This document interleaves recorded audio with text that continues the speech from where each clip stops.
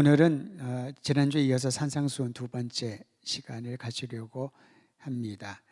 산상수훈에서 중요한 것은 예수님이 가르치신, 산상수훈을 가르치신 대상을 주목해야 될 필요가 있습니다. 이 말씀을 누구를 대상으로 말씀하셨나라는 거지요. 마태복음에 보면은 예수님께서 전하신 산상수훈을 들은 대상을 주님을 따라온 무리들이라고 말합니다. 그 무리들 중에서 예수님의 제자들은 조금 더 가까이 앞으로 나와서 예수님의 말씀을 들었다, 이렇게 기록하고 있습니다. 즉 산상수훈의 말씀을 들은 대상은 예수님의 제자들이고 또 그들과 함께 했던 무리들, 청중들이라고 할 수가 있죠. 여기서 우리는 무엇을 발견하냐 하면은 주님의 제자들을 비롯하여 모여든 사람들은 매우 평범했다라는 겁니다. 그냥 무리들, 청중들, 제자들, 매우 평범한 사람들이 예수님이 선포하시고 가르치신 말씀을 들었던 대상이었던 것이지요. 정치력이 있거나 경제력이 있는 사람이 아니었습니다. 사회적 지위가 있는 사람도 아니었습니다. 천국 백성에게 그보다 더 중요한 것이 있다라는 거죠. 그것은 예수님께서 오늘 본문에서 발견하는 것처럼 말씀하셨던 천국 백성의 정체성, 예수님께서는 평범한 그들에게 새로운 정체성을 부여해 주셨는데 그게 매우 중요하다라는 것이지요. 어떠한 정체성을 부여하셨는지 오늘 말씀을 통하여 함께 확인하려고 합니다. 우리 함께 13절, 14절 한 번 더 읽도록 하지요. 같이 읽습니다. 시작. 너희는 세상의 소금이니 소금이 만일 그 맛을 잃으면 무엇으로 짜게 하리요? 후에는 아무 쓸데없어 다만 밖에 버려져 사람에게 밟힐 뿐이니라. 너희는 세상의 빛이라 산 위에 있는 동네가 숨겨지지 못할 것이요. 여러분, 여기에서 빛의 기능이나 소금의 기능은 설명하지 않아도 누구나 잘 아는 그런 내용들입니다. 그런데 예수님이 말씀을 하시면서 주님의 말씀을 듣는 매우 평범한 사람들에게 새로운 정체성을 부여하십니다. 너희는 세상의 소금이요 빛이다. 너희는 세상의 소금이요 빛이다. 물론 소금의 역할, 빛의 기능이 중요하죠. 얼마나 많이 이 본문을 가지고 설교를 들었습니까? 따로 설명하거나 해석하지 않더라도 이 말이 뜻하는 바가 무엇인지를 우리는 잘 알고 있습니다. 그래서 오늘 밤에 우리가 주목할 부분은 정체성에 대한 것이지요. 주님을 따라온 사람들, 예수님의 입에서 나오는 말씀을 하나라도 떨어뜨리지 않으려고 제자들은 더 가까이 나왔다고 합니다. 잘 들리지 않을 만한 그 많은 사람들이 모여 있으니까 뒤에서는 잘 안 들렸겠지요. 그런데 주님의 그 음성을 정확하게 듣고자 주님을 향하여 몰려든 수많은 무리들, 주께서 그들에게 전하신 메시지의 핵심은 너희는 세상의 소금이요 빛이란 정체성을 가진 존재이다. 겉으로는 볼품없어 보여도 너무나도 평범해서 뭐 내세울 것 하나 없다 할지라도 너희는 소금이요 빛이다라는 겁니다. 그들이 한 지역이나 특정인을 위한 소금과 빛의 역할을 하라는 게 아니라 세상의 소금과 빛이다. 여러분, 오늘 이 밤에 우리가 이 말씀을 듣고 기도할 때에, 그리고 가정으로 일터로 일상으로 돌아갈 때에 다시 한번 이 말씀이 우리의 가슴에서 울려나기를 바랍니다. 주님 말씀하시기를 너희는 세상 안에 거하는 소금이요 빛이다 라는 정체성입니다. 기성세대가 다음 세대에게 강조하는 것이 있죠. 오늘날의 기성세대가 아니라요, 우리가 예전에 어렸을 때에 우리의 기성세대들, 또 그들의 기성세대가 다음 세대에게 강조하는 내용은 놀랍게도 동일한 내용을 얘기하고 듣고 왔습니다. 꿈을 크게 가져라. 큰 사람이 되어야 큰 일을 할 수가 있다. 경쟁에서 뒤처지지 말고 이겨서 생존해라. 그래야만 높은 자리에 올라가 생존해야지만 사회에 강력한 영향력을 끼칠 수가 있다. 비범한 측면을 보이도록 애쓰고 연마하여라. 그래야만 사람들의 존중을 받고 세상을 변화시킬 수가 있다. 크게 되고 높여지려고 하고 힘을 가져야지만 세상에 이름을 남길 수 있고 영향력을 끼칠 수 있다.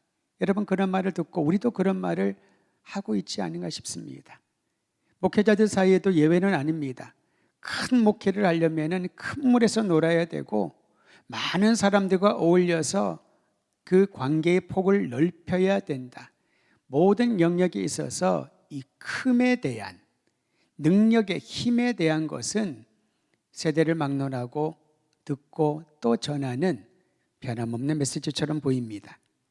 그런데 예수님의 관점은 완전히 달랐습니다. 평범한 사람들을 비범한 사람으로 만드는 것에 목적을 두지 않았다는 거죠. 12명의 제자들을 어느 누구보다도 빛나게, 그리고 아주 탁월한 사람으로 훈련시켜서 예수님을 따르면 굉장해진다라고 하는 그런 명성을 얻으려고 하지도 않았다라는 것입니다. 사랑하는 성도 여러분, 그럼 예수님은 어디에 초점을 두셨을까요? 예수님께서는 하나님께 순종하고 주님의 뜻을 따르는 평범한 사람들이 세상 안에 소금과 빛의 정체성을 가지고 들어가 살아야지만 이 세상이 변화될 수 있다는 것을 가르쳐 주고자 하는 것입니다. 교회는 모이는 교회인 동시에 파송하는 교회, 흩어지는 교회라고 정의를 합니다. 성교학적인 정의입니다. 교회의 정의는 모이는 동시에 흩어지는 교회라는 것입니다.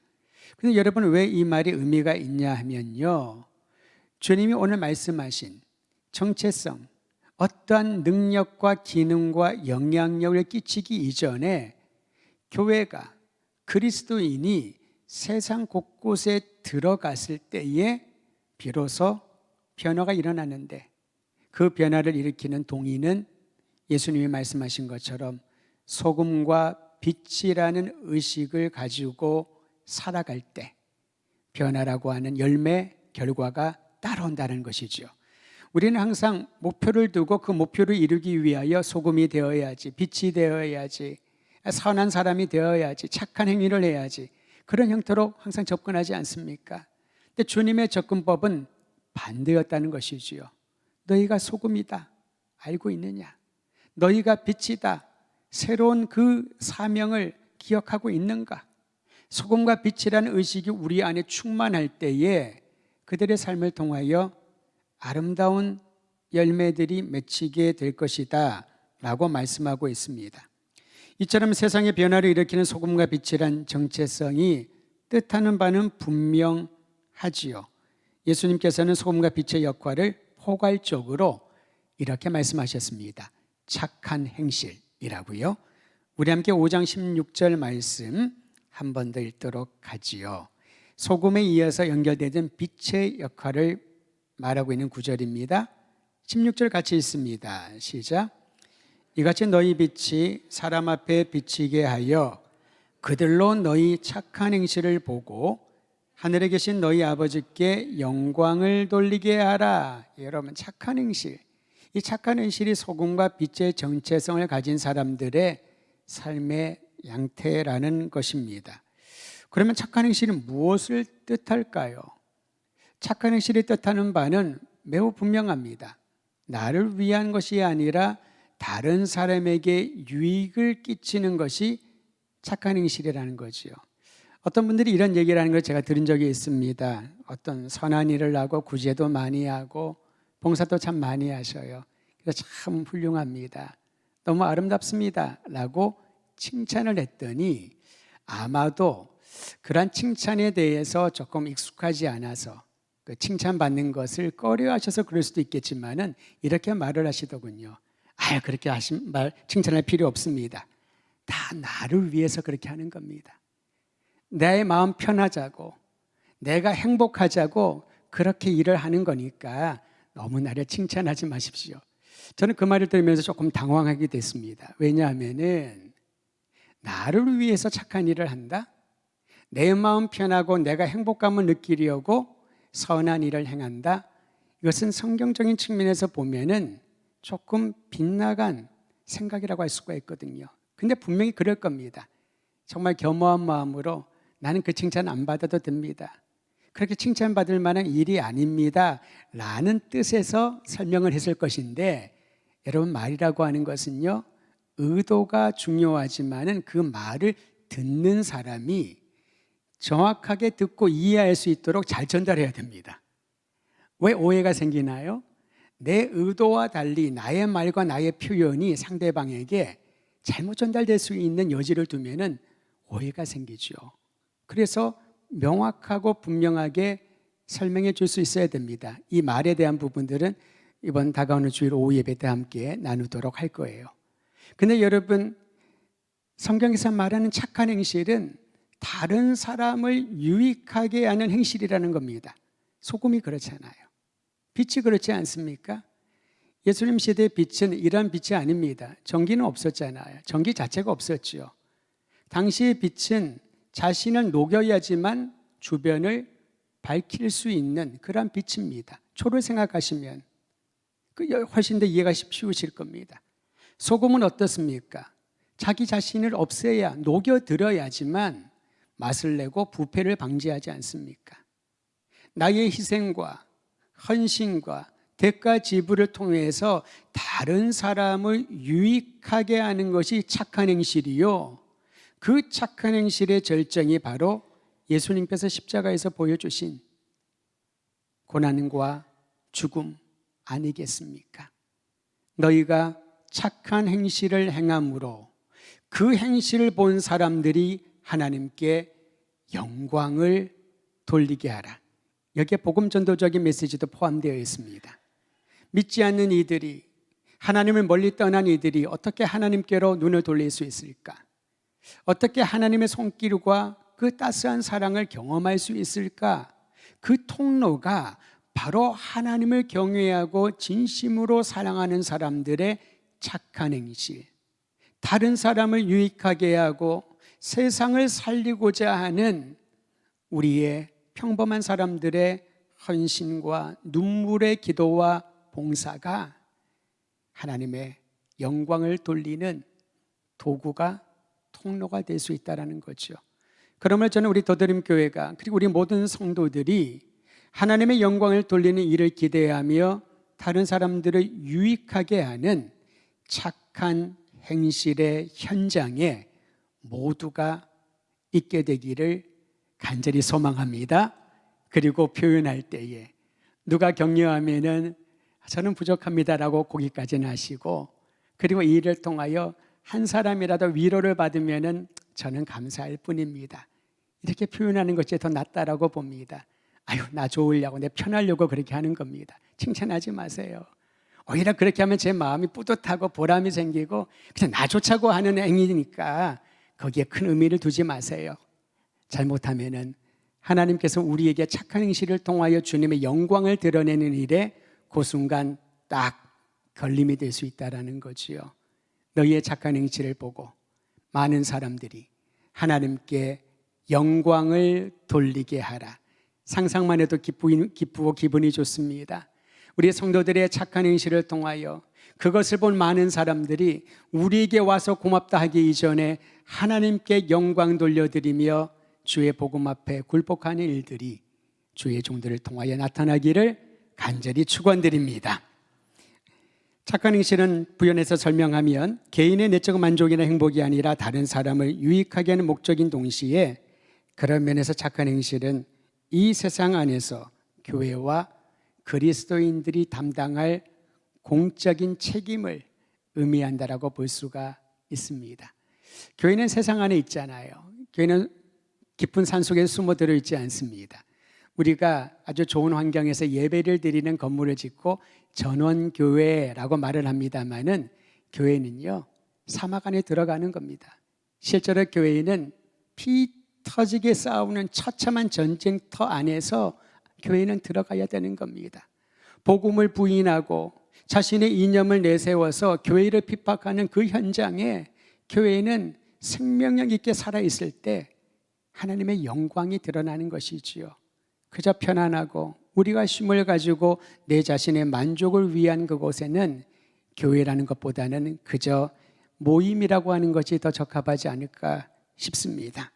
사회 안에서의 교회와 그리스도인의 공적인 책임, 우리 교회가 이곳에 77년 동안 주의 뜻 가운데 있는 줄을 믿는다면 이제 이후로 이 사회를 향한 공적인 책임을 우리 모든 성도들과 함께 교회가 감당하면서 주의 영광을 드러내기를 소망하는 것입니다.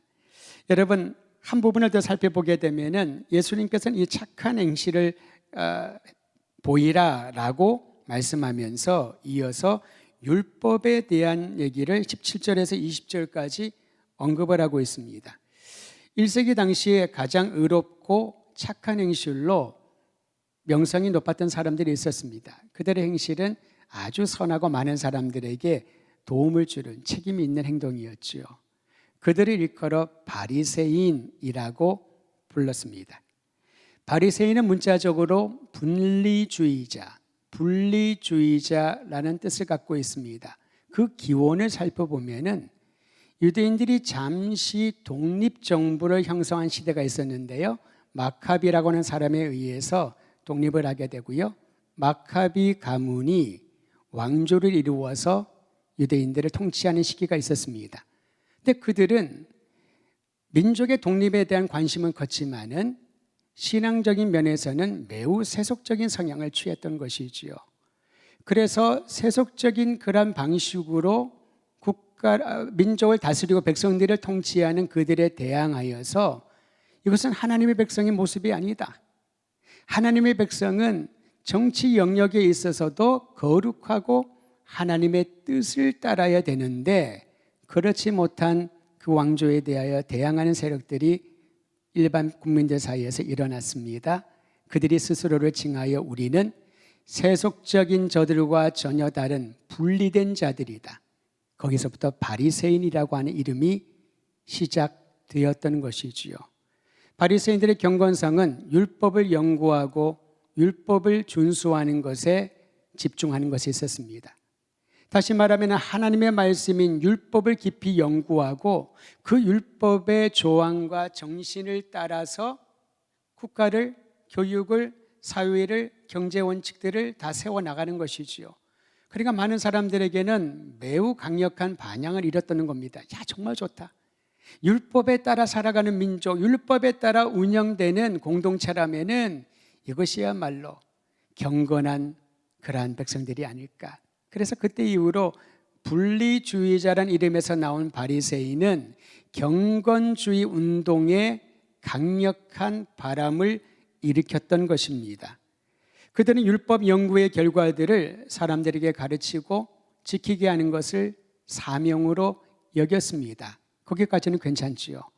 그런데 그 율법을 지킨다는 것이 여간 어려운 일이 아닙니다. 여러분, 십계명은 다 암기하십니까? 십계명을 다 암기를 못하는데 어떻게 십계명을 다 지킬 수 있겠습니까?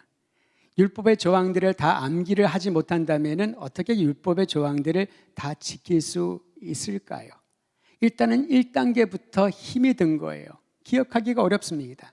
2단계. 기억했다더라도 그것을 일상에 적용할 때 그것을 그르칠 때가, 지키지 못할 때가 얼마나 많이 있습니까?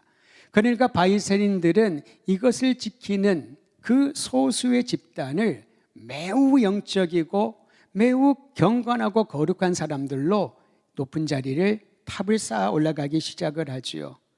그러다 보니 그들의 눈에는 예수님의 가르침이 율법의 내용을 훼손하고 율법의 전통과 규례들을 무시하는 것처럼 보였을 겁니다. 그래서 사사건건 예수님이 어떤 말씀을 하시든 예수님의 제자들이 어떤 행동을 하면 사사건건 거기에 브레이크를 거는 거죠. 계속 그것을 붙들고 문제를 삼습니다. 문제를 삼고자 하면 모든 게 문제가 되고요. 문제로 삼지 않으면 문제들도 잘 진행하면서 제대로 본 길을 갈 때가 참 많이 있지 않습니까? 경험을 통하여 우리는 알고 있지요. 그들은 예수님이 율법에 대하여 매우 부정적이고 율법의 파괴자로 오인을 하게 됩니다. 그러니까 예수님이 가는 곳곳마다 눈에 도끼불을 켜고 보는 거죠. 어떻게 흠을 잡을까? 예수님의 제자들의 언행을 보면서 그들은 아주 예민하게 그 잘못된 부분들을 잡으려고 있다가 그것이 발견되면은 예수님을 공격하지 않습니까? 특별히 안식일에 대한 부분, 안식일 논쟁이라고 일컫는 안식일의 예수님의 제자들의 행위를 그들은 철저하게 간파하고 예수님을 공격했던 것이지요. 주님의 가는 길이 큰 걸림돌이 되었던 사람들입니다. 그런데 여러분, 율법에 대해서 예수님의 태도가 바리새인들이 생각하는 것처럼 부정적이었을까요? 오늘 말씀해 보니까 부정적이지 아니다랄 정도가 아니라 강하게 긍정했다는 것을 볼 수가 있습니다. 우리 함께 17절과 18절, 19절까지 같이 한번 읽도록 하지요. 세 절입니다. 시작. 내가 율법이나 선지자를 폐하러 온 줄로 생각하지 말라. 폐하러 온 것이 아니요 완전하게 하려 함이라. 진실로 너희에게 이르노니 천지가 없어지기 전에는 율법의 1.1획도 결코 없어지지 아니하고 다 이루리라. 그러므로 누구든지 이 계명 중에 지극히 작은 것 하나라도 버리고 또 그같이 사람을 가르치는 자는 천국에서 지극히 작다 일컬음을 받을 것이요 누구든지 이를 행하며 가르치는 자는 천국에서 크다 일컬음을 받으리라. 아멘. 이 세 절에 해당하는 이 말씀을 들은 바리새인들은 매우 기뻐했을 거예요. 이 바리새인들이 맨날 하는 얘기거든요. 율법은 완전하다. 다만 예수님은 거기에 내가 율법을 폐하러 온 것이 아니다. 완전하게 하러 왔다. 율법이 정말 중요하다라는 것을 동의하지 않습니까? 그리고 바리새인들 주로 사용하는 것은 1.1획도 틀려서는 안 된다. 1.1획도 틀려서는 안 된다. 사실 히브리어 원어에는 모음 부호가 없거든요. 그러니까 자음이 있습니다. 자음을 읽으려면은 모음이 붙어야 발음이 되잖아요. 모든 언어가 후대에 점을 붙여가지고 발음을 할 수 있도록. 그러나 바리새인들은 이 모음이 점이 없다 하더라도 이 획만 가지고도 그 뜻을 정확하게 아는 율법의 전문가들이었으니까요. 그런데 우리나라 말도요, 우리나라 한글도 세종대왕께서 정말 과학적인 언어를 발명하셨지만은 외국인들이 제일 신기하게 하는 것이 미음과 이응의 차이예요. 미음과 이응이 그들에겐 똑같아 보이는 거죠. 여러분 글씨를 날려 쓰면은 미음도 이응처럼 우리도 쓸 때가 있지 않습니까? 근데 명확하게 미음은 곽이 있는 네모 모양이고 이응은 동그라미 원형이잖아요. 거기는 각이 없습니다. 히브리어의 자음에도 그런 글자들이 많이 있습니다. 각이 있는 글자가 있고요, 각이 없는 이렇게 구부러진 게 있습니다. 거기에 따라 뜻이 완전히 달라지거든요. 완전히 다른 단어가 되어버리는 겁니다. 미음과 이응이 다른 것처럼. 그러니까 바리새인들의 책임은 이 획과 점을 하나도 틀리지 않게 그대로 필사하는 것이 그들에게는 하나님의 말씀을 전수하는 책임으로 여겼던 거죠. 바리새인들 습관처럼 우리는 율법의 1.1획도 틀리지 않게 필사하고 전하는 사람들이다. 근데 예수님이 그렇게 말씀하지 않습니까? 천지가 없어지기 전에는 율법의 1.1획도 결코 없어지지 아니하고 다 이루리라. 이 말을 들으면서 어떤 바리새인들은 우리가 오해를 했나? 예수님은 우리를 반대하는 율법을 부정하는 분이 아닌 것 같은데 그런 마음의 흔들림이 있었을지도 모릅니다. 게다가 19절에 보면은 작은 계명 하나라도 어기면은 천국에서 작은 자다. 그들이 말하는 신학적인 입장과 크게 다르지 않아 보이지 않습니까? 그런데 예수님께서는 사람들이 특히 바리새인들이 오해하는 것처럼 그들을 배척하거나 율법을 정신을 훼손하고 율법의 기능을 무시하는 분이 아니라 여전히 불완전한 하나님의 마음을 전하는 율법이지만 여전히 완전하지 아니하고 불완전한 그 2%를 완성시키고 채우기 위한 것이 예수님의 목적이라는 거죠. 그 하나가 착한 행실로 인하여 의무적으로 율법 조항이 요구하는 의무사항으로 선한 행위를 구제를 하는 것이 아니라 너희의 마음에서 나오는 변화된 내면의 변화를 통하여 나타난 착한 행실로 인하여 사람들이 하나님께 영광을 돌리는 것, 이것이 율법을 완전히 이루고자 하는 주님의 뜻이었던 것이지요. 이를 위하여 세상의 소금과 빛이다 라는 정체성을 잊지 말고 살라라는 겁니다. 예수님은 율법에 대한 열정이나 외적인 행동 자체를 비판한 것은 아니었습니다. 다만 속과 겉이 다른 이중적인 삶에 대하여 예수님께서는 지적하셨는 거지요. 오히려 율법 행위를 중시하는 사람들보다 더 나은 의를 가져야 된다라고 평범한 제자들과 무리들에게 말씀하셨던 겁니다. 그런데 이 말을 듣는 순간에 그 제자들과 무리들은 좀 부담이 가졌을 것 같아요. 자기들에게 살고 있던 시대에 최고의 의로운 자는 바리새인이요 서기관들이라고 알고 있는데 예수님이 뭐라고 말씀하셨습니까? 20절입니다. 오늘 본문의 마지막 절 같이 읽겠습니다. 시작. 내가 너희에게 이르노니 너희 의가 서기관과 바리새인보다 더 낫지 못하면 결코 천국에 들어가지 못하리라. 이 말을 문자 그대로 말 그대로 들으면은 그 듣는 산상수를 듣는 사람들 중에 한 명도 천국에 들어가지 못한다는 말이겠죠. 누가 봐도 객관적으로 서기관 바리새인들과 비교가 안 되겠죠. 그들은 율법의 전문가, 그들은 의로운 사람, 그들을 겉으로 보면은 빈틈 한 점 없는 완벽주의자들. 그런데 예수님 말씀하시기를 너희의 의가 서기관이나 바리새인보다 더 낫지 아니하면 천국에 들어가지 못하리라. 어쩌면 그 다음 산상순을 듣기 전에 이 말씀을 듣고 많은 사람들이 집으로 돌아갔을지도 모르겠다는 생각이 들었습니다. 성경에는 그 말씀 없지만은 낙담이 되지 않을까요? 내가 여기 있어서 저분의 얘기를 들은들 무슨 소용이 있을까? 서기관, 바리새인, 그들은 넘기 힘든 벽인데 그들보다 더 나은 의가 임해야 된다는 겁니다. 그럼 예수님께서는 외적인 행위에 대한 말씀을 하셨을까요? 결코 그렇지 않습니다. 서기관들과 바리새인들이 넘지 못하는 자기 나름대로의 큰 벽이 있다면은 그들은 외적인 행위는 어느 정도 수준까지는 노력할 수 있지만은 그들의 마음은 딴 데 있었거든요. 콩밭에 있었던 것입니다. 그들은 겉으로는 예배를 드리고 율법을 연구를 하고 필사를 하고 사람들에게 율법을 가르치면서 그들의 내면에는 기쁨이 없었던 거죠. 자유함이 없었던 겁니다. 천국에 대한 확신도 불확실한 이들도 분명히 있었을 겁니다. 그러면 서기관과 바리새인보다 더 나은 의인은 어떻게 가능할까요? 오늘 성경 전체는 우리에게 그 길을 보여줍니다. 하나님의 은혜가 임해야. 한번 따라하시죠. 내면의 변화는 하나님의 은혜가 임해야 가능하다. 외적인 의는요, 하라는 거 하고 하지 말라는 거 안 하면은 외적인 의는 구비가 됩니다. 바리새인들이 강조했던 가르침의 핵심이 바로 그거였죠. 하라는 거 해라. 하지 말라는 거 하지 말아라. 십계명도 그렇게 되어 있잖아요. 나 외에 다른 신을 두지 말라. 너를 위하여 우상을 새기고 그 우상에게 절하지 말아라. 여호와 이름을 망령되이 일컫지 말아라. 하지 말라는 게 많이 있잖아요. 그리고 안식일을 기억하여 거룩하게 지키라. 이거 하라는 거죠. 부모를 공경하라. 하라는 것입니다. 살인하지 말아라. 간음하지 말아라. 도둑질하지 말아라.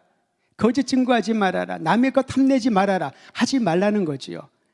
하라는 거는 두 가지고 이 10계명 중에 8가지가 하지 말라는 겁니다. 이 율법의 하나의 틀인 거지요. 하지 말아라. 그럼 하지 말고 해라. 그러면 하고. 여러분 어디서 많이 들어본 것 같지 않습니까? 착한 아이가 되려면 부모님이, 선생님이, 어른들이 하라는 거 하고 하지 말라는 건 안 해야 되는 겁니다. 제가 얼마 전에 어디 정확한 지역은 기억이 안 나는데 마트인가 시장 갔던 기억이 나요. 갔더니 어떤 젊은 엄마가 아이를 데리고 왔는데 아기가 좀 칭얼거려요. 막 칭얼거리니까 이 엄마가 아이한테 뭐라고 했냐면은 너 이렇게 짜증 부리면은 경찰관 아저씨가 와서 너 잡아가지고 감옥에 가둬버린다. 요즘도 그런 얘기를 하는 젊은 엄마가 깜짝 놀랐습니다. 한 30대 중후반 정도 되는 젊은 엄마였는데 아이는 한 5, 6살. 아마도 이분이 어렸을 때 그런 얘기를 듣다 보니까 별 의식 없이 얘기를 했던 것 같아요. 옛날에 얼마나 그랬습니까? 너 이렇게 울면 호랑이가 잡아간다. 순사가 와서, 순사라고 하면 조금 연식이 오래된 분들이 하는 말이죠. 경찰이 잡아간다. 너 이렇게 말 안 들으면은 병원에 가서 선생님한테 주사 놓게 한다. 뭐. 애들이 병원 안 가잖아요. 두려움을 주거든요. 공포를 주거든요. 율법은 본래 그런 의도가 아니었는데 시간이 지나가면서 율법에 하라는 것을 하고 하지 말라는 것을 하지 말라. 그걸 안 하면은 어떻게 됐냐 하면서 공포를 주는 도구로 율법을 가르치기 시작을 합니다. 그러니까 사람들이 부담돼요. 싫어하기 시작을 하죠. 그러니까 안 할 수는 없고 겉으로 하는 척을 합니다. 외적인 의의를 구비하지만 그 마음에는 행복하지 않은 거죠. 신이 나지 않는 겁니다. 사랑을 얘기를 하면서도 마음이 기쁘지 않는 거죠. 그러니까 예수님 말씀하신 서기관과 바리새인의 의보다 더 나아야 된다고 하는 것은 두려움을 주고 공포를 주고 억압하여 이것을 반드시 하게 하거나 이것을 해서는 안 된다라고 그렇게 몰아서지 말고 그 내면의 변화가 있으면 그가 자발적으로 누가 말려도 하지 말라고 하더라도 해야 할 것은 할 것이요 하라고 하더라도 해서는 안 되는 것은 안 하게 된다는 것입니다. 자, 내면의 변화가 일어나면 어떤 일이 일어나느냐면요, 악에 대하여, 죄악에 대하여 발걸음을 딛지 아니고 하지 않은, 생각조차 하고 싶지 아니하는 그러한 마음의 변화가 일어난다라는 것입니다. 여러분, 죄짓지 말아라. 이건 나쁜 짓이다. 악한 생각하지 말아라. 그걸 아무리 듣는다고 해서 사람이 그 일을 안 하던가요? 혼자 있을 때 다 하지 않습니까? 둘이 모이면은 작당을 하지 않습니까? 그러면 어떻게 해야 그러한 악의 모양을 보고도 돌아설 수 있을까요? 저항할 수 있을까요? 그것을 거절할 수 있는 힘이 생길까요? 우리의 내면에 하나님의 은혜가 흘러넘쳐야, 복음의 능력이 가득 채워지면은 그 악을 바라보면서 그 흉악한 냄새에 코를 막을 것이고 그 흉측한 모습에 등을 돌릴 것이며 그 잔악한 계략을 예수의 능력으로, 말씀의 검으로 파하고 불태워버리고자 하는 그러한 선한 열정이 생기게 된다는 것입니다. 하나님의 은혜가 임하면 서기관과 바리새인보다 더 나은 의를 갖추게 될 것이다. 그래서 사도 바울은 후에 복음으로 나타난, 복음의 능력으로 나타난 의, 하나님이 그리스도 예수 안에서 우리에게 부여해 주신 의, 그러니까 우리의 노력과 애씀으로 꾸며낸, 만들어낸 의가 아니라 하나님이 전적으로 우리에게 은혜로 선물로 부어주신 의의 옷을 입게 될 것이라고 바울 사도는 강조하고 있지 않습니까? 오늘 이 말씀을 기억하면서 주님이 주신 말씀을 따라서 주께서 우리의 내면에 큰 은혜를 베풀어 주셨으니 그 은혜가 차고 넘쳐서 착한 행실, 아름다운 열매를 맺게 하시고 그 열매를 보는 모든 이들이 하나님께 돌아와 하나님께 영광 돌리는 아름다운 일들이 일어나기를 간절히 소망합니다.